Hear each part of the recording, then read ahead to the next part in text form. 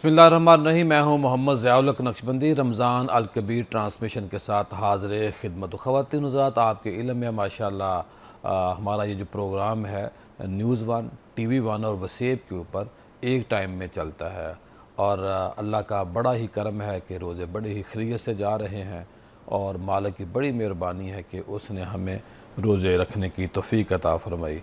एक पारा एक सपारा रोज़ आपने पढ़ना है। जब आप पारा और सपारा पढ़ेंगे और कुरान पाक एक दफ़ा रमज़ान के अंदर मुकम्मल करेंगे तो ये भी मेरे नबी सल्लल्लाहु अलैहि वसल्लम की सुन्नत अदा हो जाएगी। कुरान पढ़ना है, तर्जमे के साथ पढ़ना है और इसको समझने की कोशिश करनी है। हम हमद बारी ताला सुनेंगे या नाते रसूल मकबूल। मुबारक अली नक्शबंदी साहब से कहूँगा कि वो हमद बारी ताला या नाते रसूल मकबूल जो भी वो पसंद फरमाएँ हमें सुनाएं। आपने हमद बारी ताला सुना और अब हम चलते हैं आज की शख्सियत, आज की पर्सनैलिटी, आज की वो बारोब शख्सियत जिनको अभी माशाल्लाह 2-4 दिन पहले ही हमारे वज़ीर-ए-आज़म पाकिस्तान जनाब शहबाज शरीफ साहब ने अपना फ़ोकल पर्सन तैनात किया सऊदी अरब के अंदर। सऊदी अरब के अंदर बहुत बड़ा इनका काम है, मुस्लिम लीग नून से मुंसलिक हैं। इनका नाम नामी मलिक मंजूर हुसैन अवान साहब हैं। आप मरकज़ी जनरल सेक्रेटरी मुस्लिम लीग नून और अब फ़ोकल पर्सन बन चुके हैं, वज़ीर आज़म के तर्जमान बन चुके हैं सऊदी अरब के हवाले से। ये देखें मलिक साहब कैसे आप ठीक हैं? बड़ा साना बड़ा शुक्रिया। सऊदी अरब कब गए आप? मैं 2008 में जी। क्या वहाँ आपका बिज़नेस माशाल्लाह? वहाँ पे जी हमारा हैवी मशीनरी का, हैवी इक्विपमेंट्स का, जिसमें स्पेशली क्रेन्स, एक्सीवेटर्स और रोड्स का बिज़नेस है। मलिक साहब आपका माशाल्लाह बड़ा अच्छा एक काम है और इस काम की बरकत से अल्लाह पाक ने आपको फिर खाना काबा रोज़ा रसूल के अंदर आपको बार बार मौका मिलता होगा हाज़िरी का। क्या कैफ़ियत होती है? आप तो माशाल्लाह रोज़ भी जाना चाहें तो जाते हैं, कोई कैफ़ियत बदलती है या बार बार जाने को दिल करता है? देखिए जी, मैं आपको बताता हूँ कि जब मैं फ़र्स्ट टाइम गया ना, तो आज जब जब मैं पहली दफ़ा गया तो जो वो कैफियत थी, अजीब जिस्म का एक जो होता है ना, एक बाल बाल था जिस्म का, जो वो जोश, वो वलवला देखने का, इबादत का, कबूलियत का, कि आज शायद ये ना ख़त्म हो जाए, ये चीज़ें ना, दुनिया जो उसका ना रुक जाना, हर चीज़, वो मंज़र था। तो उसके बाद से लेके आज तक अल्लाह का शुक्र है, एक हफ़्ते में भी कई दफ़ा जाने को मौका मिलता है। सुभान अल्लाह, अल्लाह का बड़ा एहसान है। तो हमेशा यही मांगा है कि बार बार जाने का मौका मिले। लेकिन जब भी गए हैं, जब भी मौका मिला है, वो हरम मक्का हो, वो हरम मदीना हो, तो कैफियत यही है कि जैसे कि सारी दुनिया का ख़जाना यही है, सारी दुनिया की रहमतें यहाँ ही हैं, सारी दुनिया की बरकतें यहाँ ही हैं।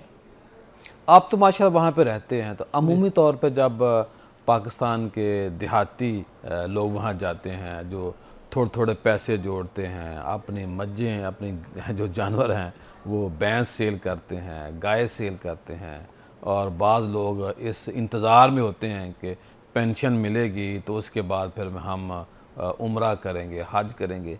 इस तरह के कुछ लोग भी मिले आपको वहाँ पे? बहुत से ऐसे लोग मिले।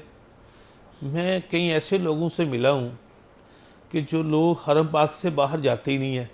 सुभान अल्लाह। बहुत से ऐसी माओं को, ऐसे बुज़ुर्गों से मुलाकात हुई, आप यकीन करेंगे कि वो कहते हैं कि बस वो ज़मज़म और खजूरें मिल जाएं तो हमने बस इबादत कर ली है। तो पूरी ज़िंदगी की जमा पूंजी उनके, जब हम अश्क देखते हैं ना, आंसू बहते देखते हैं और अल्लाह से मोहब्बत, यकीन माने कि दिल करता है कि हम तो कुछ भी नहीं है। यही है वो दुनिया के सबसे अमीर तरीन लोग जो यहाँ बैठे हैं। यहाँ बैठे। बड़ी बात। और ये देख बताइए कि जो माशाल्लाह जो लोग वहाँ जाते हैं, कोई ऐसा वाक़या आपने किसी की हेल्प की हो या किसी से आपने दुआ कराई हो और आज आपको ये मुकाम जो हासिल है, क्या समझ इसके पीछे दुआ है, वो रोज़ा रसूल पे, वो खाना काबा के अंदर मांगी गई दुआओं का नतीजा है? देखिए जी, अल्हम्दुलिल्लाह मेरे माँ बाप की दुआएं हैं। और सेकेंडली मैं आपको बताना चाहूँ कि मैं अब ज़ाती तौर पे ये समझता हूँ, मैं दुनिया को कहता भी हूँ कि मेरे पास जो कुछ भी है ना, वो हजाज मुक़द्दस में जो लोग जाते हैं, जो अल्लाह के मेहमान जाते हैं, उनकी खिदमत करता हूँ, तो मुझे उनकी खिदमत के सिले अल्लाह पाक मुझे नवाज रहा है। मेरा तो ये ईमान है। माशाल्लाह। अब ये बताइए कि मुस्लिम लीग नून के साथ कब से आप मुंसलिक हैं, वहाँ क्या काम कर रहे हैं, और आपके ज़िम्मे जो काम अभी वज़ीर-ए-आज़म साहब ने लगाया है, तो अब आप बेहतरी क्या लेके आएंगे मुल्क के लिए, मिलत के लिए, पाकिस्तानियों के लिए, और वहाँ पे जो पाकिस्तानी काम कर रहे हैं? देखिए जी, मेरा मुस्लिम लीग से तल्लक पैदाइशी है। हम अपने आबाओ-अजदाद से मुस्लिम लीगी हैं। तो जो मुझे मुस्लिम लीग पूरे सऊदी अरब में हमने उसे बेहतरीन तरीके से मनज़्ज़म किया, और अल्लाह का शुक्र है कि तमाम शहरों में मेरे कायद के चाहने वाले वहाँ पे मौजूद हैं। वो जो नई जिम्मेदारी दी है, कायद से मुराद मियां नवाज मोहम्मद शरीफ साहब नवाज हैं या शरीफ शहबाज शरीफ साहब? देखिए जी, शहबाज शरीफ साहब के भी कायद मियां मोहम्मद नवाज शरीफ साहब ही है। सही, तो कायद एक ही है, उसका नाम मियां मोहम्मद नवाज शरीफ है। सही। जी जी। तो मियां मोहम्मद शहबाज शरीफ साहब ने जो ये नई जिम्मेदारी है, राना मशहूद साहब, ये जो टीम वज़ीर-ए-आज़म यूथ प्रोग्राम, तो हमारा आने वाले दिनों में वहाँ पर भी जैसे यहाँ पे लैपटॉप दिए जा रहे हैं, वहाँ पर भी लैपटॉप्स के जो स्टूडेंट है, तालिब इल्म है पाकिस्तानी, उनको दिए जाएं। ऐसे पाकिस्तानी जिनको हुनर की ज़रूरत है, सर्टिफिकेशन की ज़रूरत है, उनको सेहत के मामले में को ज़रूरत है, उनकी वहाँ पे उनके लिए जॉब जो क्रिएट हो रही हैं, स्पेशली राना मशहूद साहब जो हमने ये प्लान बनाया कि जो जॉब क्रिएट हो रही हैं कि पाकिस्तान वहाँ पे बहुत सी जॉब की ज़रूरत है इस वक्त। लेकिन वहाँ पे ज़रूरत है, अब वो वक्त बदल गया कि जब एक आम बंदा जाता था तो वहाँ पे उसको जॉब मिल जाती थी। अब दुनिया मांग रही है हुनरमंद को, सर्टिफिकेशन को, कि ऐसे जो स्किल्ड वर्कर हैं उनको, तो उनके लिए वहाँ पे भी कोई इंस्टीट्यूट बनाए जाए ताकि जो पाकिस्तानी यहाँ से जाएं या वहाँ से जॉब क्रिएट हों तो हम उनको वो तरबियत कर सकें उनकी। बेसिकली हमारा अच्छा ये आइडिया आपका। जी जी, ये हमारा प्रोग्राम। अब ये बताइए कि जो वहाँ से लोग डिपोर्ट होते हैं, मुख्तलिफ मांगने वाले लोग होते हैं, इस वाले से पाकिस्तान की बदनामी किस तरह हो रही है, सऊदी अरब क्या चाहता है, और इसको रोकने के लिए आप क्या करने जा रहे हैं? देखिए जी, मेरे बड़े अफसोस से मैं ये बात कह सकता हूँ, हमारा वहाँ पे बहुत बिज़नेस कम्युनिटी से, वहाँ के जो उमरा हैं उनसे तल्लक है। यकीन माने, मैं ये दावे के साथ कह सकता हूँ कि सऊदी अरब की वो 70 साल उम्र वाला हो, वो 50 वाला हो, वो 30 साल वाला हो, यकीन माने वो पाकिस्तान से बेलौस मोहब्बत करते हैं। बड़ी बात है माशाल्लाह। और वो हमसे ज़्यादा परेशान है इस मामले में, पाकिस्तान के लिए। पाकिस्तान के लिए। वो पाकिस्तान के हालात में जब बुरे होते हैं तो वो हमसे ज़्यादा फिक्रमंद होते हैं। सही। तो ये जो मांगने वाला काम है ना, इसने तो हमारी वो जड़ें जो खोखली करने वाली होती है ना, मोहब्बत के रिश्ते को, वो कर दिया। वो 30-30 लोग जाते हैं स्पेशली। बड़ी बात है। मैं आपको कभी को प्रोग्राम हो तो आप इस जो मांगने वाला किस्सा है ना, इसको किसी तरीके, तो मैं तो इस कौम से ये दरख्वास्त करूँगा उन लोगों से कि खुदारा एक बड़ा भाई ख्याल करें, जी ख्याल करें, पाकिस्तान की इज़्ज़त को पमाल ना करे। ख़वातीन हज़रात, हम यहाँ मलक साहब से इजाज़त लेते हैं, और मलक साहब के बाद डॉक्टर साहब, क्या हाल आपका? ठीक ठाक हैं? बहुत शुक्रिया जी, thank you very much. Doctor साहब, ये बताइए कि आपने पहला रोज़ा कब रखा, कहाँ पैदा हुए, और फिर आपकी कोई पहली आपको ईदी कभी मिली होगी? जी, मैं लाहौर से हूँ और हमारी कई नस्लें लाहौर में हैं, और कृष्णनगर लाहौर में मैं रेज़ हुआ, और मुझे फ़ख्र है कि मैं एक मिडिल क्लास घराने से ताल्लुक़ है मेरा। 5-6 साल में गर्मियाँ थी जब मैंने पहला रोज़ा रखा 60s में, और मुझे भी याद है कि 4 बजे के बाद महाल था मेरे लिए अगले 2-3 मुश्किल हो गई। हाँ जी, महाल। लगता है गर्मियों के रोज़े रखे हैं हाँ जी, आपने। गर्मी के रोज़े स्टार्ट बचपन में मेरे वही आया 60s में, मिड 60s में। तो मेरा लाहौर से एक बड़ा खुशगवार ताल्लुक़ है। BS मैंने यहाँ से किया। इफ्तारी में क्या मिला था? अफ्तारी में मैंने मलगूबा बनाया था 4-5 चीज़ों का बाज़ार से ख़रीद के। मेरा ख्याल था मैं सब कुछ खा लूँगा, ज़ाहिर है वो छोटी एज में नहीं क्या खा खा सके। सकते, नहीं खा सकते, ज़ाहिर है। और पहली ईदी कितनी मिली आपको? उस ज़माने में 1 रुपये का नोट बहुत बड़ी चीज़ थी। 1 रुपये का यानी कि नोट आज का 5000 होगा मेरा ख्याल है। आप उस वक्त आप देख लें कि 50 पैसे लीटर पेट्रोल था या 1 रुपये था। तो अब जहाँ 50 पैसे 1 रुपये लीटर पेट्रोल हो, तो आज 300 के बराबर पेट्रोल है, तो डॉलर भी तकरीबन उसी रेट पे था। जी जी जी, बिल्कुल। तो आप देख लें ये उसके मुताबिक। फिर मियां साहब, यही सवाल आपसे मेरा। पीर साहब, बहुत शुक्रिया आपने इनवाइट किया। पीर साहब, मेरा जो तल्लक है वो खुड़ियाँ ख़ास ज़िला कसूर से है, और मैं एक मजहबी घराने से मेरा तल्लक है। मेरे नाना जी मौलाना मोहम्मद सादिक साहब खुडियाँ ख़ास के बहुत बड़े एक जय्यद उलमा थे, उन्हीं की ज़ेर निगरानी या उन्हीं की आगोश में मेरी तरबियत हुई, जो सवाल आपने पूछा है। जी। तो उस मजहबी घराने में बढ़ना, पढ़ना और फिर रोज़े की सादत हासिल करना और फिर इत्तिकाफ़ के दिनों में अपने बड़े मामू या चाचू को खाना दे के आना, सहरी दे के आना, अफ्तारी दे के आना, सही। और सहरी के टाइम दही लेने जाना मार्केट, तो वो पूरा एक नॉस्टैल्जिया फैक्टर है जो बचपन में घूमता है। और मुझे याद है मैं खुद को तीसरी या चौथी क्लास में था, तो जब मैंने पहला रोज़ा रखा था तो बड़ी एक सादत की बात थी। और मुझे माज़ी करीब की बात है मेरा ख्याल। ये बात है 88 या 87 की बात है। सही। तो डॉक्टर साहब, आपका एजुकेशन से बड़ा गहरा ताल्लुक़ है। हमारी सोसाइटी की एजुकेशन जो इस वक्त दी जा रही है, हम सोसाइटी को दे रहे हैं, इसके पॉजिटिव क्या क्या फेस है? हम नेगेटिव तो बात हमेशा करते हैं। अच्छा, बुनियादी तौर पे मेरी अपनी सोच ये है कि एजुकेशन में 2-3 डायमेंशंस होनी चाहिए उसकी आउटकम में। पहला है इस जहन को कुशादा करे, लॉजिकल और क्रिएटिव थिंकिंग जनरेट करे, अबव ऑल क्रिटिकल थिंकिंग। और तीसरा ये है रोज़गार के लिए। पाकिस्तान जैसे मुल्कों में इसको रोज़गार के हसूल का बहाना समझा जाता है, वेयर है ज़हनी कुशादगी के लिए तालीम का एक बुनियादी मकसद है। इंसानी शौर की बेदारी के लिए, एहतराम आदमियत के लिए, खौफ खुदा के लिए, गरीब परवरी के लिए, इंसान दोस्ती के लिए, ये चीज़ें एजुकेशन का लॉजिकल आउटकम है। लेकिन इसको कमर्शियल टच दे दिया गया अंग्रेज़ के ज़माने से कि उसने अपने ग़ुलामों को रूल करने के लिए क्लर्क पैदा करने थे। तो क्लरिकल माइंडसेट की तरवीज और इशात अंग्रेज़ का नुस्खा कीमिया था या उसका तरीका वारदात था। और बुनियादी तौर पे जहन को खोलना और इंसान की तख़य्युल को नई बुलंदियों पे मुतमक्किन और मुर्तकिज़ करना, ये तालीम का मकसद होना चाहिए, जो पाकिस्तान जैसे मुल्कों में निस्बतन कम है। सही। डॉक्टर साहब, अभी बातें आपसे बहुत ज़्यादा करनी हैं, यहाँ ब्रेक लेनी है। ब्रेक में जाने से पहले हम हमदे बारी ताला सुनेंगे या नाते रसूल मकबूल। मुबारक अली नक्शबंदी साहब से कहूँगा कि वो हमदे बारी ताला या नाते रसूल मकबूल जो भी वो पसंद फरमाएँ हमें सुन के बाद खुश आमदीद। अब हम मियाँ जवेद असलम साहब से पूछते हैं कि मियाँ साहब हैं, ये बताइए कि आप एजुकेशन से मुंसलिक हैं। हमारी जो इस वक्त एजुकेशन मौजूद है, यूनिवर्सिटी प्राइवेट हो या सरकारी, इसकी खूबसूरती क्या क्या है, क्या क्या खूबियाँ हैं इसके अंदर? पीर साहब, बड़ा वैलिड क्वेश्चन आपने किया है। देखें, जो यूनिवर्सिटी लाइफ होती है, जैसे डॉक्टर अली साजिद साहब ने भी कहा कि ह्यूमैनिटेरियन ग्राउंड्स के ऊपर जो सोसाइटी को रीपे करना है, एडवोकेसी है, सोसाइटी को रीपे करना है, इस तरह के एलिमेंट्स यूनिवर्सिटी को टीच करने चाहिए बच्चों के अंदर जी। और स्टूडेंट्स के अंदर वो चीज़ें आनी चाहिए। दूसरा, बड़े जो चैलेंजेस मार्केट के अंदर हैं वो ग्लोबल टेक्नोलॉजी के हैं, और पाकिस्तान उससे आइसोलेट नहीं है, सेपरेट नहीं है। हर फील्ड के अंदर, हर डिग्री के अंदर आपकी टेक्नोलॉजिकल इंटीग्रेशन है, उससे एम्ब्रेस होना, उससे वेल इक्विप्ड होना और उसको प्रैक्टिस में लाना, ताकि आप मार्केट में अच्छी सस्टेनेबल पोजीशन पे जा सकें, ये बहुत ज़रूरी है।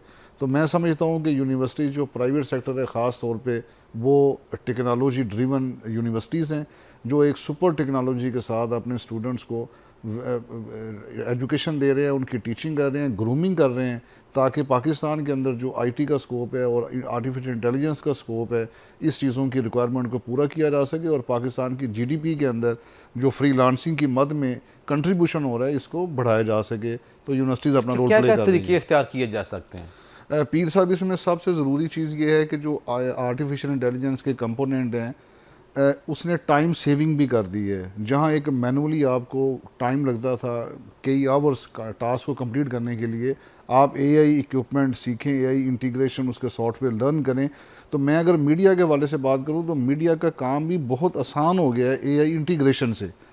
यानी मैं आउट राइटली आप यूँ समझ लें कि जो कंटेंट राइटिंग की जॉब है वो चैनल्स के अंदर ख़त्म होती जा रही है, डिजिटल मीडिया में ख़त्म होती जा रही है, क्योंकि बहुत से ऐसे सॉफ्टवेयर हैं जो आपको आर्टिकुलेट हाईली रिफाइंड आपको मुझे यही बताइए कि मीडिया जो है, इसको बड़े मसाइल का सामना है और तेज़ी अभी बढ़ रही है, अभी पता नहीं क्या क्या होना है। तो क्या करना चाहिए हमें कि हम मीडिया में रहना भी है, जॉब भी करनी है, लोगों को अवेयर भी रखना है, लेकिन क्या तरीके इख्तियार किए जाए? पीर साहब, 3 तरह की न्यूज़ होती हैं जो जिसकी थर्स्ट होती है सोसाइटी के अंदर। एक पॉलिसी न्यूज़ है, एक एक्शन न्यूज़ है, एक स्टेटमेंट न्यूज़ है। अगर तीनों न्यूज़ आप देंगे आपकी ऑडियंस को तो आपके चैनल भी देखे जाएंगे, व्यूअरशिप भी होगी। अनफॉर्चुनेटली जो पॉलिसी न्यूज़ है, एक्शन न्यूज़ है, वो ख़त्म होगी। अब सिर्फ स्टेटमेंट न्यूज़ है, फ़लाँ ने ये कह दिया, फ़लाँ ने ये कह दिया। ये हमारी यूथ की प्रायोरिटी नहीं है। यही वजह है कि यूथ अपनी मीडिया के लिए, इंफॉर्मेशन के लिए वो सोशल मीडिया पे जाते हैं, और सोशल मीडिया पे जो तूफ़ान बदतमीज़ी है, वो एक अलग issue इसमें है मिस सारा। इन्फॉर्मेशन है, डिस इन्फॉर्मेशन है, डी फेक टेक्नोलॉजी है, उससे पाकिस्तान के अंदर जो हालात, पॉलिटिकल व्यूज़, एनालिटिकल व्यूज़ बेहतर होने थे, वो ज़्यादा कन्फ्यूज होते जा रहे हैं। डॉक्टर साहब, हमारे जो माशरे में पढ़ा लिखा तबका एक बड़ी तादाद में मौजूद है, बच्चियाँ बहुत बड़ी तादाद में पढ़ रही हैं, बच्चे पढ़ रहे हैं, और लोग जो बाहर जा रहे हैं उनको कैसे हम रोक सकते हैं? और जो पैसा बाहर जाके उन्होंने कमाना है, अगर पाकिस्तान के अंदर है कि नए नए आइडियाज़ पर काम करें, डॉक्यूमेंट्री बनाएं, कार्टून बनाएं, या आम जो बच्चा है वो किस तरह ज़रिया मुआश को मज़ीद बेहतर कर सकता है, और पाकिस्तान में डॉलर भी आएगा तो फ़ायदा होगा। देखिए बड़ा शुक्रिया। मुझे इकबाल का एक शेर याद आ रहा है, उसमें स्टार्ट करता हूँ। ये कारवाने हस्ती है तेज़गाम ऐसा, कौमें कुचल गई हैं जिसकी रवा रवी में। दुनिया इतनी तेज़ी से चेंज हो रही है कि पाकिस्तान में पॉलिसी मेकर्स ने और बिलखसूस यूनिवर्सिटियों ने उस पेस को मेंटेन ना रखा तो हम आउट ऑफ बिजनेस हो सकते हैं। चौथा रेवोल्यूशन या पांचवा रेवोल्यूशन, स्टीम इंजन के बाद, इंडस्ट्रियल रेवोल्यूशन के बाद, ऑटोमोबाइल और कंप्यूटर और आईटी के बाद पांचवा रेवोल्यूशन इस वक्त आ चुका है, जो 2-4 साल पहले आया था। पाकिस्तान उसमें हस्बा मामूल लेट हो गया। वो आर्टिफिशियल इंटेलिजेंस का रेवोल्यूशन, ये मदर ऑफ ऑल टेक्निकल और इंटेलेक्चुअल रेवोल्यूशन है ये। और अगर इसको हमने जफा मार लिया, काबू कर लिया, तो एक यूएन की रिपोर्ट है कि 2030 में 116 ट्रिलियन डॉलर की, यानी 16 खरब डॉलर की इकोनॉमिक एक्टिविटी एआई से जनरेट होगी। पाकिस्तान उसमें से 1% भी ले ले तो 160 बिलियन डॉलर बनता है। अल्लाह अकबर। और पाकिस्तान की तमाम एक्सपोर्ट, प्याज, गंडा, गोश्त मिला के 30 बिलियन डॉलर है पिछले 10-15 साल से, जिसकी वजह से डॉलर 300 पे चला गया। अगर हम उसमें से 160 बिलियन ले आए किसी तरीके से, जो बड़ा आसान है, सरकार को अपने वसाइल मुख्तस करने पड़ेंगे, यूनिवर्सिटी को फोकस करना पड़ेगा, रवायती एजुकेशन को रिविजिट करना पड़ेगा, तब हम आराम से 200-300 बिलियन डॉलर उसमें से फैच कर सकते हैं, खींच सकते हैं। अब इमेजिन कि 300 बिलियन डॉलर पाकिस्तान में आ रहा है हर साल, तो डॉलर 270 से एकदम 120 पे आ जाएगा, 110 पे आ जाएगा, महंगाई 1/3 हाफ हो जाएगी। ये सिर्फ एक यूज़ करने से एआई को। और एआई से, जैसे इन्होंने बताया डॉक्टर साहब ने, कि एआई के इस्तेमाल से एफिशिएंसी, कारकर्दगी, इस्तेदाद कार, इफेक्टिवनेस, मौसरपन, स्पीड ऑफ डिलीवरी, पाकिस्तान दफाई निज़ाम मजबूत हो। दफाई, उसको हर जगह आप इस्तेमाल कर सकते हैं। और ये जहाँ भी पिछले हफ्ते की रिपोर्ट है कि यूरोप में 10 करोड़ जॉब सिर्फ एआई ड्रिवन आ रही हैं इस वक्त। ठीक है, 13 करोड़ बेरोजगार हो रहे हैं। जो बेरोजगार हो रहे हैं उनको रीशेप करना पड़ेगा। जब 1910 में ऑटोमोबाइल रेवोल्यूशन जो आया, दौड़ में शामिल होगा वो आगे निकल जाएगा। वो जो बढ़ के थामले मीना उसी का है, बुनियादी असूल यही है। तो अगर हमने इसको ना पकड़ा वक्त पे, सरकार ने इस पे रवायती आई वॉश या सरकारी स्टेटमेंट्स के साथ आगे ना निकले और आमदनी नशस्तन बर्खास्तन से आगे ना निकले, तो मुझे डर है कि हम इसमें डॉक्टर भी पीछे रह साहब, जाएंगे। यहाँ से बच्चे बाहर क्यों जा रहे हैं, उनको कैसे हम रोक सकते हैं? देखें जी, उनके बाहर जाने का हमें फ़ायदा है या नुकसान है? टू सम एक्सटेंट फ़ायदा तो है, लेकिन हम एक गरीब क्योंकि वो कौम- वक्ती फ़ायदा है ना डॉक्टर साहब। वक्ती फ़ायदा डॉलर्स का है सिर्फ। इस वक्त लाहौर में मैं जानता हूँ बच्चे 20 से 35 डॉलर पर आवर लाहौर में बैठे बैठे अमेरिकन कंपनियों से कमा रहे हैं। 1 घंटे का अगर 20 डॉलर लाहौर में एक बच्चे को 1-2 साल की ट्रेनिंग के बाद मिल जाए तो क्या बुरा है। इसके लिए सरकार को बड़ा मजबूत और मबसूत एक कॉम्प्रिहेंसिव प्लान तैयार करना पड़ेगा, जिसमें आई वॉश ना हो, इसमें गोंगलों से मिट्टी ना उतारे जाए, सरकारी बयान ना दिए जाएं, बल्कि कुछ ना कुछ एक्टिव किया जाए। और इंटरनेट बंद ना किया जाए।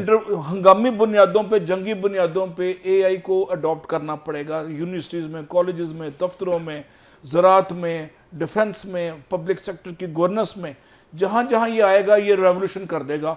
और लोगों को इंसाफ का जो होता है ना, अदले जहांगीरी, वो सिलसिला आपको घरों में मिलने लगा। डॉक्टर साहब, एआई के लिए कम अज़ कम कितनी तालीम होनी ज़रूरी है? एफएससी काफ़ी है, अच्छी इंग्लिश और विलिंगनेस टू वर्क। मेरा बेटा ओ लेवल के बाद एआई में घुस चुका है और साल 6 महीने के बाद वो इंटरनेशनल लेवल पे लाहौर में कमा रहा होगा डॉलर्स में। मैंने उसको ग्रूम किया, मैंने उसको प्रोग्रामिंग सिखाई। और इस वक्त अक्सर ट्रेनिंग्स जो है इंटरनेट पे फ्री है, लोगों को पता ही नहीं है। ये यूडेमी में 5-5, 10-10 डॉलर के कोर्स को आप करें, 20-20 डॉलर के 6-6 महीने के कोर्सेज हैं, 7 सर्टिफिकेशन अमेरिका से लें। अमेरिकन सर्टिफिकेशन लाजमी है, 500 से 1000 डॉलर की सर्टिफिकेशन 6 महीने से 1 साल की ट्रेनिंग के बाद आप कर सकते हैं। Nothing is impossible for a willing heart. एक जो है ना वो दिल जिसने कुछ करना है उसके लिए कोई चीज़ नामुमकिन नहीं। अगर कोई बच्चा मैट्रिक पास है या FA पास है, अपनी इंग्लिश ठीक कर लेता है, तो वो भी तो इसमें आ सकता है। सकते, इवन मैट्रिक के बच्चे आ सकते हैं। इस्लामाबाद में एक बच्चे ने बाकायदा प्रोग्राम लिखा जो कि टीचर्स के एग्ज़ाम चेक करता है, ग्रेड चेक करता है, और आर्टिफिशियल इंटेलिजेंस वो चीज़ कर रही है जो नामुमकिन थी, जिसको इकबाल ने एक शेर में कहा है कि आंख जो कुछ देखती है लब पे आ सकता नहीं, मैं वे हैरत हूँ कि दुनिया क्या से क्या हो जाएगी। तो आप अभी हो रही है अभी 2 साल बाद 5 साल बाद लाहौर में ड्राइवरलेस कारें होंगी। आप बटन दबाएंगे सैटेलाइट से, वो कार आपके घर के आगे आ जाएगी, EV, और उसमें आपने जाना है और ऊबर शूबर भी फेल हो जाएंगे उसके बाद, हर चीज़ वो जो है ना, और ड्राइवर जरूरत भी नहीं होगी। हाँ जी, अब वो दौरे गर्दू में एक नया इनकलाब आने को है, और मैं कहते में मुतसिब मस्त शराब आने को है। तो जो मस्त शराब मुतसिब है, जो शराब को कंट्रोल कर रहा है, वही पीने लग जाएगा, और साकी बहक जाएंगे और सागर समझने लग जाएंगे। ये अजीबोगरीब चेंज आने वाला है। सरकार ने और पॉलिसी मेकर्स ने, यूनिवर्सिटीज़ ने इस पे अपना प्रोएक्टिव स्टांस ना लिया तो हमें बड़ा मसला होगा सर। आगे हम IT की जंग हार चुके हैं। इंडिया 80s में IT में आ गया था जी, और पाकिस्तान 2000 ऑनवर्ड आया, 30 साल पीछे हम इंडिया से। अगर हम IT में जफा मार लें, इसको AI को जफा मार लें, इस वक्त काबू कर लें, तो हम एक बहुत बड़ा रेवोल्यूशन। हमने डॉक्टर साहब और बड़े जफ्फे मारे हुए हैं ना? नहीं, असली जफा यही है। सही, सिर्फ एक जफा है, असली हकीकी नस्ली, ना कि फसली। जी जी जी। डॉक्टर साहब आखिर में क्या फरमाएंगे आप? डॉक्टर साहब ने बड़ी मुफस्सल गुफ्तगू कर ली है। बिल्कुल मैं उनके साथ एग्री करता हूँ कि IT ड्रिवन डिग्रीज़ प्रोग्राम्स की प्रैक्टिस हो, ताकि जो आने वाले चैलेंजेस हैं पाकिस्तानी यूथ भी उससे इंटरेक्शन करे और पाकिस्तान के अंदर रेवोल्यूशन आ सके। हम टेक्नोलॉजी की फील्ड में हमेशा लेट होते हैं। जो भी इंटरनेशनल टेक्नोलॉजी आती है हमें लैगर्ड्स कहते हैं लास्ट में, लेकिन AI को हमने लास्ट में अडॉप्ट नहीं करना, इसको हमने प्राइमरी और प्रायोरिटी पे हमने अडॉप्ट करना है ताकि हम अपनी सोसाइटी को अपलिफ्ट कर सकें। डॉक्टर साहब वो ज़रा वाक़या ज़रा बताएं जो आपने हमारे बुज़ुर्गों को चैनल पे लेके आए थे। वो भी तो AI वाला मामला था ना कि जब हाँ देखें, वो ज़रा बताएं, जो नाम लिए बगैर जो निजी चैनल था। पुराने हमारे जर्नलिस्ट हैं, जो जर्नलिस्ट थे, अखबार के अंदर उनके कॉलम छपते थे और उनकी तस्वीरें लोग देखते और लोग आइडलाइज करते, उनके साथ एसोसिएट रहते थे जी। तो मेरे जहन में ये ख्याल क्या आया, नाम थे उनके? कोई कंकरिया नाम था, कोई गैर सियासी बातें, कोई इस तरह के कॉलमों के नाम थे। तो मेरे जहन में ये ख्याल आया कि क्यों ना ये जो छपे हुए लोग हैं अखबार के ऊपर, इनको बोलता हुआ TV पे दिखाया जाए ताकि लोग इनको सुनें। रशीद साहब थे, शामी जो साहब थे, पाकिस्तान की अतर साहब थे। जी बिल्कुल, जो पाकिस्तान की पॉलिटिकल हिस्ट्री के रावी भी थे और शाहिद भी थे। ठीक। तो फिर अब्बास अतर साहब से मेरी टॉक हुई, अल्लाह ताला उनको जन्नत नसीब करे। तो उन्होंने पहले हाथ मुझे 3 दफ़ा गया उनके पास, उन्होंने कहा नहीं मुझे शर्म आती है, मैंने TV का शो नहीं करना। तो चौथी एफर्ट के ऊपर मैं शाह साहब को एग्री किया और फिर उसमें ओरिया मकबूल जान, अब्बास अतर साहब, अब्दुल कादिर हसन, ज़ैदा हिना, हारून रशीद साहब, ये पूरा एक गुलदस्ता था जिससे हमने TV पे इनको लॉन्च किया था।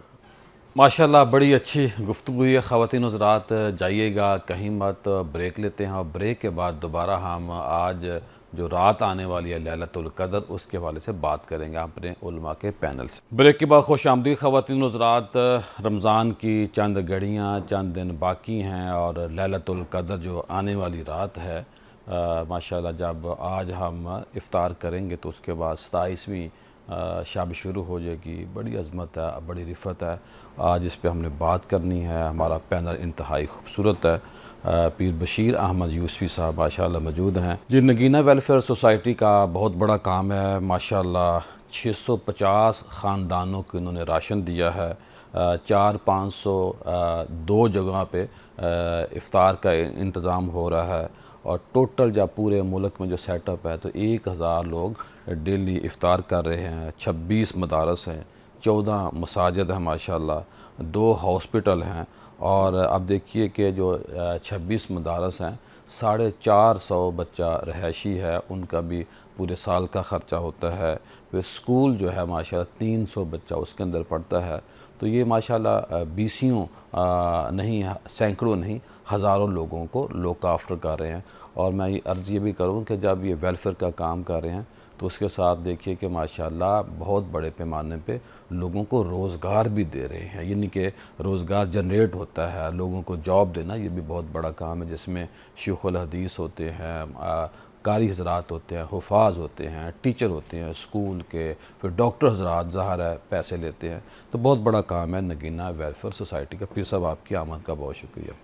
इनके साथ मौजूद हैं हज़रत डॉक्टर मुफ्ती फ़ुरकान अब्बास साहब, जामिया नीमिया के फ़ाज़ल हैं और PU के अंदर लेक्चरार के तौर पे जाते हैं, पढ़ाते हैं, और ग्रीन यूनिवर्सिटी जो है वहाँ पे भी माशाअल्लाह जाते हैं और बड़े अच्छे लेवल पे बहुत प्यारा काम कर रहे हैं, और एक सोसाइटी के अंदर जुमा भी पढ़ाते हैं। ख़वातीन हज़रात, कल मकसूद साहब हमारे दोस्त हैं मुरीद के में, उन्होंने इफ्तारी हमें कराई। अली अर्शद राना साहब की हम क़यादत में वहाँ गए, और वहाँ पे भी माशाल्लाह जो हमारा आलमीन अकेडमी, आलमीन फाउंडेशन जो औरंगज़ेब चौधरी साहब, मुजीबुररहमान शामी साहब, सुहेल वड़ाई साहब की क़यादत में चल रही है, उसके अंदर माशाल्लाह जो हमारे अकेडमी के बाहर, फाउंडेशन के बाहर रोज़ाना की बुनियाद पे सहरी और इफ़्तार का इंतज़ाम हो रहा है। इस प्रोग्राम के अंदर, इस इफ़्तार के अंदर अली अर्शद राना साहब ने शिरकत की, जो हमारे रूए रवां हैं, जो हमारे काफ़िले के सिपा सलार कह लें, हमारे बहुत अहम हैं हमारे इस ग्रुप के, और डॉक्टर इज़हार हाशमी साहब जो फ़रिश्ता से इफ़्तार में भी मौजूद थे, मोहसन वसीम साहब मौजूद थे, जिया रवान साहब मौजूद थे, इजाज़ साहब मौजूद थे, और दीगर कई अहबाब ने इस इफ़्तार में शिरकत की। ख़वातीन हज़रात, मैंने थोड़ा सा पहले अर्ज़ किया था, आज हमने बात करनी है लैलतुल क़द्र। 27वीं शब आने वाली है, और अल्लाह का ये इनाम है कि जब चाहे अल्लाह पाक ने के ताक रातों में से कोई रात भी लैलतुल क़द्र की हो सकती है। बड़ी अज़मत है इस रात की, 1000 से ज़्यादा इबादत मिलती है जो बंदा इस रात इबादत करता है। और यहाँ तक आता है, मुफस्सिरीन मुहद्दिसीन ने लिखा कि पुरानी जो उम्मतें थी, वो जो मुत्तकी, जो वली कम अज़ कम 1000 साल इबादत करता था, तो उसके बाद लोग उसको समझते थे कि इसका मुकाम और मर्तबा बहुत बढ़ गया। तो करीम आका सल्लल्लाहु अलैहि वसल्लम के सदक़े अल्लाह पाक ने हमारे ऊपर ये कर्म किया कि एक रात को अगर हम पाने में, हासिल करने में कामयाब हो जाए, तो अल्लाह पाक 1000 से ज़्यादा इबादत का हमें सवाब देता है। पीर साहब, आज का मौजू आपके सामने है, क्या फ़रमाएँगे लैलतुल क़द्र के हवाले से? बिस्मिल्लाहिर्रहमानिर्रहीम, अस्सलातु वस्सलामु अलैका या सय्यदी या ख़ातमुन नबिय्यीन। मोहतरम ज़ियाउल हक़ नक्शबंदी साहब, आज आपने जिस अज़ीम रात का ज़िक्र खैर रखा है, इस रात के बारे में कुरान मजीद फ़ुरक़ान हमीद में अल्लाह ताला ने बड़े वाज़ेह तौर पर इरशाद फरमा दिया, लैलतुल क़द्री खैरुम मिन अल्फ़ि शहर, कि यह 1000 महीने से ज़्यादा फजीलत वाली रात है। इस रात में नबी अकरम सल्लल्लाहु अलैहि वसल्लम के फ़रमान के मुताबिक अल्लाह ताला दुनिया के लिए, ईमान वालों के लिए बख्शिशों के ख़जाने लिए हुए रखा है। और इस रात में वो अज़ीम काम भी हुआ जो हमारे आका सल्लल्लाहु अलैहि वसल्लम को अल्लाह ताला ने कुरान मजीद फ़ुरक़ान हमीद अता फ़रमाया। वो इसी रात में अल्लाह ताला ने लोहे महफूज पर मुकम्मल उतारा। नबी करीम सल्लल्लाहु अलैहि वसल्लम फरमाते हैं कि एक शख्स था शमऊन नामी, उसने 1000 महीने हथियार बांध कर अपने रब की रज़ा के लिए, हिफाजत मुल्क के लिए खड़ा रहा। अल्लाह अकबर। जब सहाबा ने ये बात सुनी तो अर्ज़ किया, या रसूलल्लाह सल्लल्लाहु अलैहि वसल्लम, आपका फरमान है कि आप नबी सबसे आला नबियों में, और आपकी उम्मत भी सारी उम्मतों से आला। हमारे यहाँ तो इतनी उम्रें नहीं हैं कि हम 1000 महीने जो 83 साल और 4 महीने के करीब बनते हैं, इतना हम वहाँ पर ये अमल कर सकें, तो आपकी उम्मत के लिए ये फजीलत कैसे मिलेगी? तो अल्लाह ताला ने ये आयत करीमा अता फरमाई कि मैंने इस उम्मत को एक ऐसी रात दे दी है जो 1000 महीने से ज़्यादा फजीलत। अल्लाह अकबर। अच्छा, अगर आप हम 1000 महीने, लफ्ज़ ज़्यादा है, वो अल्लाह की रहमत कितना है। ज़्यादा है वो अल्लाह जानता है जी, उसने ज़्यादा कितना करना है। और फिर ये देखें कि एक अगर हम 1000 महीने को अगर 30 के साथ रातों को ज़रब दे तो 30,000 रातें बनती हैं। और कितना बड़ा काम होता है जब कोई बंदा 30,000 रातों तक एक अमल करता रहे। अल्लाह के ख़जाने में भी कमी कोई नहीं है। और हमारे आका सल्लल्लाहु अलैहि वसल्लम की इनायत से हमें वही सवाब एक रात में अल्लाह ताला अता फरमा रहा है। इस रात में अल्लाह ताला ने इतनी बरकतें रखी हैं कि मलाइका ज़मीन पर उतरते हैं, जिब्राईल अमीन अलैहिस्सलाम आते हैं, और नबी अकरम सल्लल्लाहु अलैहि वसल्लम फरमाते हैं कि लोगों के साथ मुसाफा करते हैं, मुआनका करते हैं। और उस कैफियत का अंदाज़ा इंसान को अपनी तबीयत से होता है कि जब उसके जिस्म के अंदर एक सरसराहट हो, रूहानियत पैदा हो, आँखों से आंसू जारी हो, तो समझ लें कि इस रात फ़रिश्ते उनके साथ कलाम कर रहे हैं, सलाम कर रहे हैं और उनको मुआनका कर रहे हैं। अल्लाह ताला ने इस रात में हमारे लिए बरकतें, तौबा और इतना कुछ इसमें रखा है कि हम अगर 1000 महीने की मेहनत करके और एक रात में मेहनत कर लें तो अल्लाह ताला हमें सारी बरकतें अता फरमाए। माशाअल्लाह जनाब मुफ्ती फुरकान साहब क्या फरमाएंगे कुरान पाक की रोशनी में आज के मौजू के हवाले से? बिस्मिल्लाहिर्रहमानिर्रहीम वस्सलातु वस्सलामु अला रसूलिल करीम। बहुत शुक्रिया किबला पीर साहब, बड़े ख़ास मौजू और अहम मौजू को आपने मुंतखब फरमाया।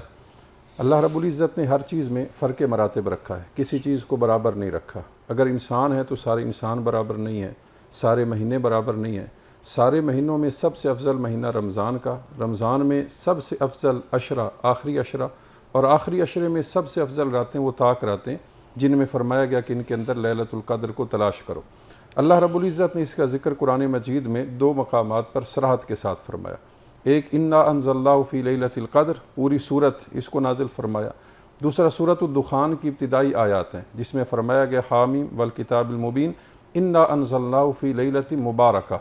इस रात को लैला मुबारका भी एक कौल के मुताबिक वो कहा गया। और तीसरी जगह पर सूरह बकरा में फरमाया गया शहरु रमज़ान अल्लज़ी उन्ज़िला फ़ीहिल कुरान, कि ये रमज़ान का महीना है जिसमें इस कुरान को उतारा गया। तो इस लैलतुल क़द्र का, कुरान का आपस के अंदर बड़ा गहरा ताल्लुक़ है। अल्लाह ने इस रात को फरमाया लैलतुल क़द्र कि यह कद्र वाली रात है। अब कद्र का माना क्या है? कद्र का एक माना होता है ताज़ीम, कि यानी ये रात बड़ी ताज़ीम वाली रात है, इज़्ज़त वाली रात। एक इस कद्र का माना होता है मर्तबा, ये बड़े मर्तबे वाली रात है। एक इस कद्र का माना होता है कि किसी भी चीज़ जगह पर तंगी पैदा हो जाना, मन कुदिरा अलैहि रिज़्क़ुहु, ये कुरान मजीद में है। तो इसके अंदर अल्लामा कुर्तुबी फरमाते हैं कि ये जो तंगी वाला माना है इसलिए है लिअन्नल अर्दा तदीक़ु फ़ीहा बिल मलाइका, कि इस रात के अंदर इतने फरिश्ते ज़मीन पर उतरते हैं कि ज़मीन उनके लिए तंग पड़ जाती है। अल्लाह, इतने फरिश्ते ना, हदीस मुबारका में आता है कि जितने इस ज़मीन के ऊपर ज़र्रात हैं या जितने वो छोटे टुकड़े हैं ज़मीन के ऊपर, उसके बराबर अल्लाह ताला फरिश्तों को नाजिल फरमाता है। इसलिए भी इसे लैलतुल क़द्र कहा गया। एक इसे इसलिए कहा गया कि अल्लाह ताला ने कद्र वाले नबी पर इस कद्र वाली किताब को कद्र वाली उम्मत के लिए नाजिल फरमाया, इसलिए इसे कहा गया कि ये रात जो है वो कद्र वाली है। इसी तरह इसके साथ साथ कि ये वो रात है जिसके अंदर अगर एक ऐसा आदमी जो कोई कदर और वक़्त नहीं रखता, जब वो इबादत करता है तो अल्लाह उसे भी कद्र वाला बना देता है। तो इस वजह से इस रात को कहा गया कि ये लैलतुल क़द्र है। और फिर जिस तरह भी किबला पीर साहब फरमा रहे थे कि ये रात तहदीद नहीं की कि 1000 महीने, महदूद नहीं किया। खैर, ये खैर का लफ्ज़ इसमें तफदील है कि 1000 से भी, और फिर इसमें एक कौल ये भी उलमा कहते हैं कि अल्फ़ का लफ्ज़ जो है ये अरबी में सबसे आखिरी लफ्ज़ है, अल्लाह, इससे बड़ा कोई लफ्ज़ नहीं है। इसलिए फरमाया गया कि सिर्फ 1000 नहीं, खैरुन, 1000 से भी कई गुना बढ़कर फजीलत वाली रात वो ये रात है। तो कुरान मजीद का और इस रात का आपस के अंदर बड़ा गहरा ताल्लुक़ है। बहुत शुक्रिया। प्रोग्राम का सिलसिला जारी है, मिलते हैं मुख्तसर ब्रेक के बाद। खुशामदीद ख़वातीन हज़रात, मुफ्ती फुरकान अब्बास साहब ब्रेक से पहले और पीर साहब भी बात कर रहे थे। बहुत अच्छी लेवल पे बड़ी अहम बात हो रही थी। अल्लाह का ये फ़ज़ल है, जब हम इस रात की बात करते हैं तो 1000 नहीं, अल्लाह 2000 साल से भी ज़्यादा, महीने तो छोटी बात है, जब उसकी रहमत है बहुत वसी है। अब देखिए कि जो मुफ्ती साहब कह रहे थे कि ज़मीन पर फरिश्ते आते हैं इस रात और ज़मीन तंग पड़ जाती है। अल्लाह, अब देखिए कायनात कितनी वसी है और ये कायनात तंग पड़ जाती है और हर जगह इंसान नहीं बसता, ज़मीन खाली होती है। और अब बात लंबी हो जाएगी। पीर साहब क्या फरमाएंगे कि हदीस पाक से इस रात के हवाले से क्या हमें दर्स मिलता है? जी किबला पीर साहब, गुजारिश है, बुखारी मुस्लिम दोनों किताबों में ये हदीस शरीफ मौजूद है कि नबी अकरम सल्लल्लाहु अलैहि वसल्लम ने फरमाया कि माह रमज़ान और लैलतुल क़द्र में इबादत करने वाला अपने तमाम गुनाहों की बख्शिश करवा लेता है। और ये रात अल्लाह ताला ने ख़ास तौर पर उस फजीलत में दी ताकि दूसरी उम्मतों पर फजीलत बन जाए। और फिर मैंने पिछली सवाल में आपको ये अर्ज़ किया था कि फ़रिश्ते नाजिल होते हैं। अब फ़रिश्तों के नज़ूल में वो दुनिया में फैल जाते हैं, पूरी दुनिया को, जैसे किबला मुफ्ती साहब ने फरमाया ना, जगह तंग हो जाती है, यानी हर जगह फ़रिश्ते मौजूद होते हैं।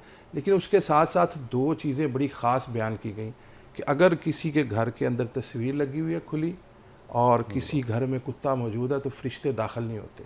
मैं आपकी इस प्रोग्राम से ये बात लोगों तक पहुंचाना चाहता हूं कि अपने घरों में खुली तस्वीर ना लगाएं। हम अपने बड़ों की कदर के लिए कि जी हमारे बुजुर्ग हैं तस्वीर लगा लेते, हालांकि इसका बड़ा सख्त हुक्म है। और फिर यहाँ पे वाज़िया फरमान है कि कुत्ता ऐसा और कुत्ता जो हिफाजत के लिए रखा गया जी वो हदूद से बाहर का हुक्म है कि घर से बाहर रखें। घर के अंदर हमने आप देखें मॉडर्न लोगों ने इनको अपने साथ सुलाना शुरू कर दिया। ये तो कमरों बुरी के अंदर। बात है जी। तो इसलिए दो जगह ऐसी हैं यहाँ पे फरिश्ते नहीं जा रहे। और फिर नबी अकरम सल्लल्लाहु अलैहि वसल्लम फरमाते हैं ये फरिश्ते सारी रात, कुरान भी इसका जिक्र करता है कि तुले फजर तक ये फरिश्ते दुनिया में रहते हैं और लोगों को देखते हैं ये क्या कर रहे हैं। फिर जाते हैं जब आसमान पर तो अर्श भी पूछता है, फिर अल्लाह ताला खुद इरशाद फरमाता है फरिश्तों किधर से आए हो, हालांकि वो हर चीज़ जानता है। और करते हैं या अल्लाह तेरी दुनिया में गए थे, क्या देख कर आए हो, या अल्लाह लोग तेरे लिए झुके खड़े थे, कोई सजदा कर रहा है, कोई रुकू में है, कोई इबादत कर रहा है। अल्लाह ताला फरमाता है फरिश्तों ने मुझे देखा, या अल्लाह नहीं देखा, फिर भी मान रहे हैं। या अल्लाह वो मानते हैं, जन्नत को भी मानते हैं, दोज़ख की पनाह भी मांग रहे थे। तो अल्लाह ताला फरमाता है फरिश्तों फिर गवाह रहो, वो जो कुछ मांग रहे थे, जो रिस्क, जो अपने लिए नेकियां, इबादतों की कबूलियत और औलाद के लिए जो कुछ मांग रहे थे, तुम गवाह रहो कि मैंने उनको सबको अता कर दी। जिसने जो मांगा हमें उसको अता कर दें। और एक रिवायत में आता है कि एक फरिश्ता ये कहेगा या अल्लाह, वो एक बंदा तो वैसे ही आया हुआ था, उसने तो कोई उसका मकसद नहीं था।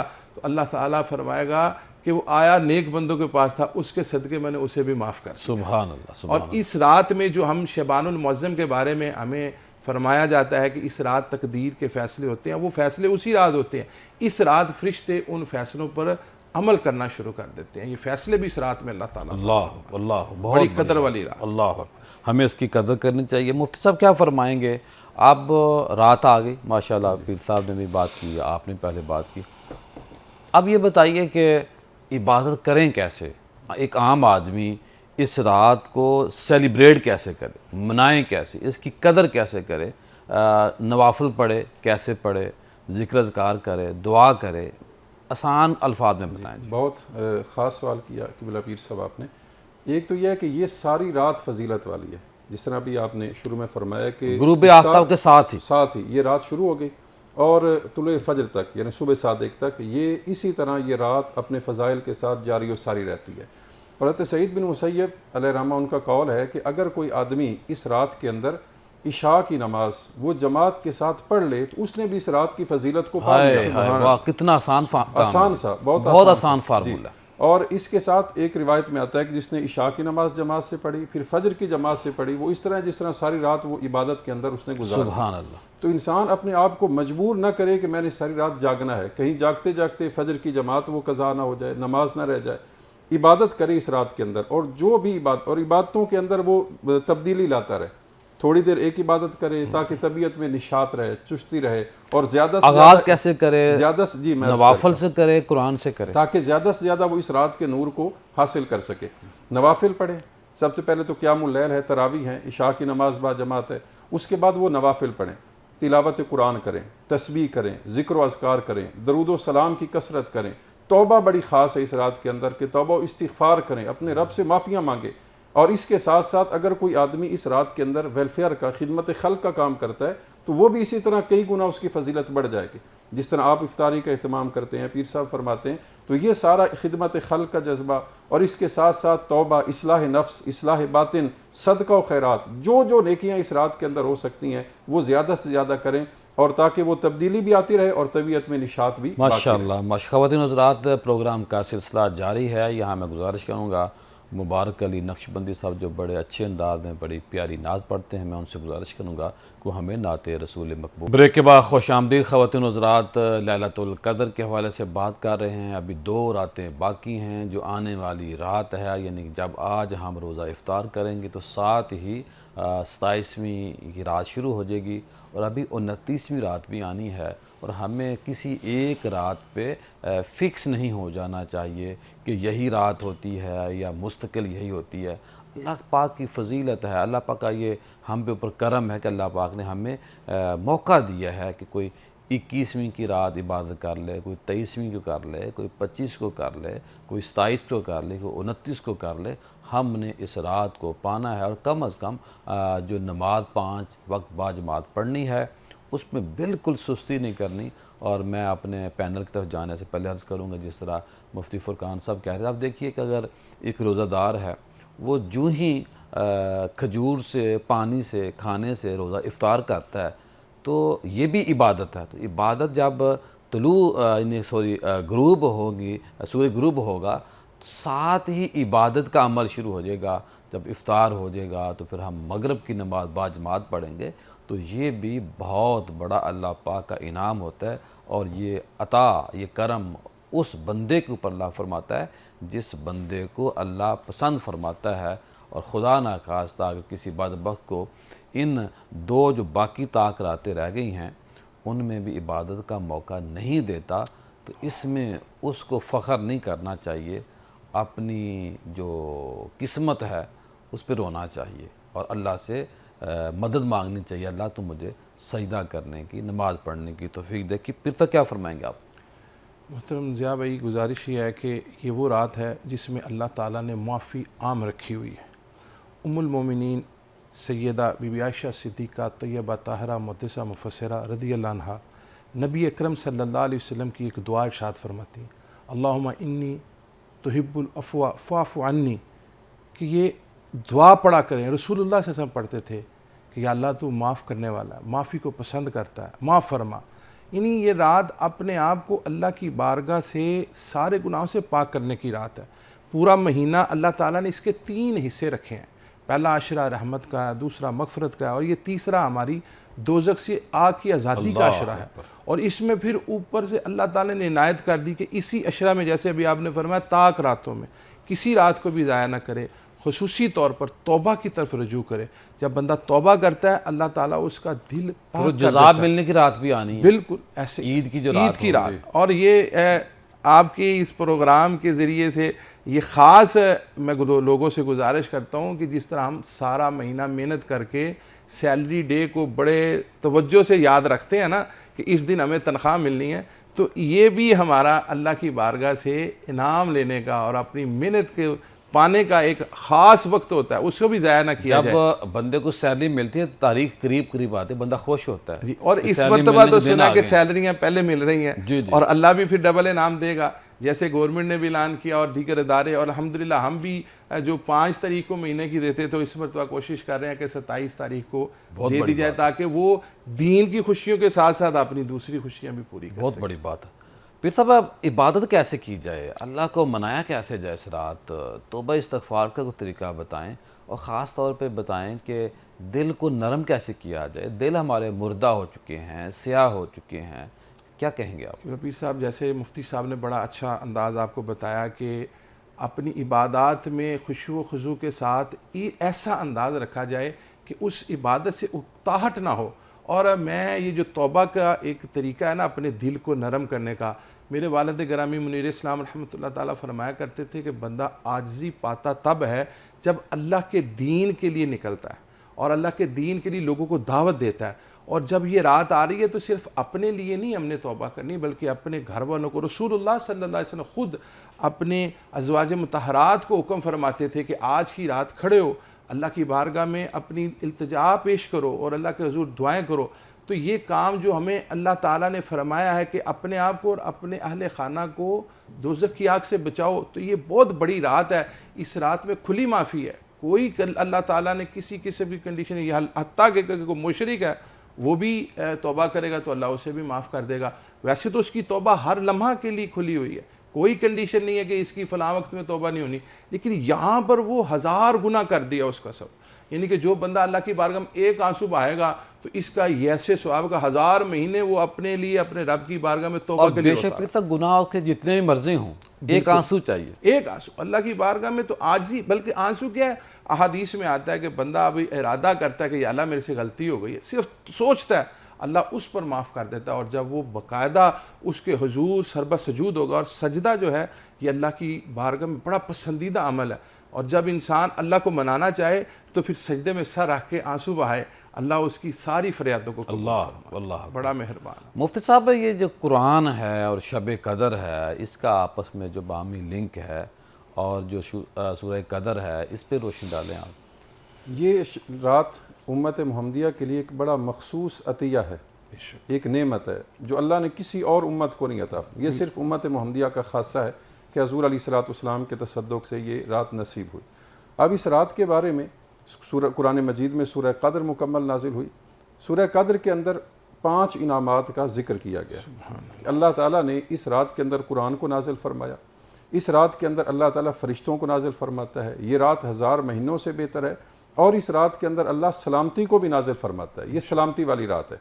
अब सवाल ये है कि ये रात कब होती है, ये एक बड़ा ख़ास सवाल होता है। और इसके साथ एक सवाल होता है कि बाज़ जगह पर मतला मुख्तलिफ होने की वजह से वक्त तब्दील हो जाता है। सऊदीया में एक रात 27वीं पहले आ जाएगी, हमारे पास बाद के अंदर आएगी। तो ये क्या फ़र्क है कि वहाँ पर तो पहले होगी, हमारे पास बाद में है। तो ये एक सवाल होता है। तो सबसे पहले कि कब है ये रात, इस बारे में तकरीबन उलमा के 40 अक़वाल हैं। एक कौल तो ये है कि ये सारा साल गर्दिश करती रहती है। एक कौल ये कि ये शाबान में आती है। एक ये कि नहीं, पूरे रमज़ान में हर साल बदलती रहती है। और एक कौल ये कि आखिरी अशरे की कोई भी रात हो सकती है। और एक कौल कि आखिरी अशरे की सिर्फ ताक रातें हैं।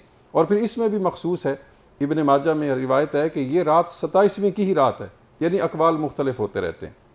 और अगर कोई आदमी महसूस भी करे अपने कश्फ से या किसी तरह की 21वीं की रात ये शब कद्र है, तो बाकी जो रातें हैं उनको वो इबादत छोड़ न दे। ये उसका कश्फ है ना, हो सकता है कि इसके अंदर उसे तसामु भी हो गया हो, वो बाकी रातें भी सारी इबादत में गुजारे। और ये इसको छुपाने का एक मकसद यही है कि आदमी जुस्तजू में रहे, लगन में रहे, उसका ज़ौक़ सलामत रहे, कि वो इबादत मुसलसल करता ही रहे। यानी कि अगर बंदे को पता चलता है कि फ़लाँ फ़लाँ सवाल आना है तो तैयारी फिर उसी सवाल की करेगा। अगर उसे पता हो पूरे निसाब में या पूरी बुक में से कोई भी सवाल आ सकता है तो बंदा पूरी किताब पढ़ लेता है। और इन्हीं का बंदा एक मुस्तकिल तौर पे ये अपने चीज़ें देख लेता है, अपने ऊपर तारी कर लेता है कि मैंने इबादत करनी। जी फरमाइए। जी, तो दूसरा ये कि जो मतला मुख्तलिफ होने से होता है, तो अब जिस तरह होता है कि यहाँ पर अब ज़ोर का वक्त है, वहाँ पर इस वक्त और वक्त है। तो जिस जगह पर जो वक्त आएगा उसी के एतबार से उस मकाम की फजीलत होगी। तो जब वहाँ पर शब कद्र है तो वो फजीलत वहाँ वालों को हासिल है। जब हमारे पास वो रात लौट कर आएगी तो वही फजीलत ज़मीन के जिस जिस हिस्से पर वो रात जाती जाएगी वो फजीलत उस जगह को वो फजीलत हासिल होती रहेगी। जो मेरा सवाल था कि कुरान और इस रात का जो आपस में लिंक, वो 3 आयात मैंने अर्ज़ कर दी। एक तो शहर रमज़ान अल्लज़ी उन्ज़िला फ़ील कुरान, कि ये कुरान मजीद इस माह मुकर्रम रमज़ान में नाजिल किया गया। सूरह दुखान की इब्तिदाई आयात की इन्ना अनज़लनाहु फ़ी लैलतिन मुबारका, हमने इस कुरान को इस बरकत वाली रात में नाजिल किया। और फिर ये जो सूरतुल क़द्र पूरी इसमें नाजिल की गई, इन्ना अनज़लनाहु फ़ी लैलतिल क़द्र, कि हमने इस कुरान को लैलतुल क़द्र में नाजिल किया। वमा अदराका मा लैलतुल क़द्र, और ए मुखातब तुम अपनी अकल से नहीं जान सकते कि ये रात कितनी बड़ी रात है। फिर ख़ुद जवाब दिया, फरमाया लैलतुल क़द्री खैरुम मिन अल्फ़ि शहर, ये एक रात 1000 महीने से भी ज़्यादा फजीलत वाली है। तनज़्ज़लुल मलाइकातु वर रूह, इस रात के अंदर फरिश्ते उतरते हैं और रूह उतरते हैं। रूह से मुराद तो यह है कि या तो हर जो फरिश्तों का एक गिरोह है उसके जो सरदार और मुहाफिज हैं, और यह इससे मुराद हज़रत सैयदना जिब्रील अमी अलैहिस्सलाम है कि वो खुद इस रात के अंदर उतरते हैं। फरिश्तों के सरदार आते हैं। सरदार पीर साहब ऐड करना चाह रहे हैं कुछ? जी, मैं इसमें ये गुजारिश कर रहा हूँ कि नबी अकरम सल्लल्लाहु अलैहि वसल्लम बाकायदा इस रात की तलाश के लिए एतकाफ़ किया करते थे। और आगाज़ में आप दरमियाने अशरा में एतकाफ़ करते थे, फिर एक साल आपने आखिरी 10 दिन भी शामिल कर दिए, 20 दिन का एतकाफ़ फरमाया, और फरमाया मुझे लैलतुल क़द्र आखिरी अशरा में दिखाई गई।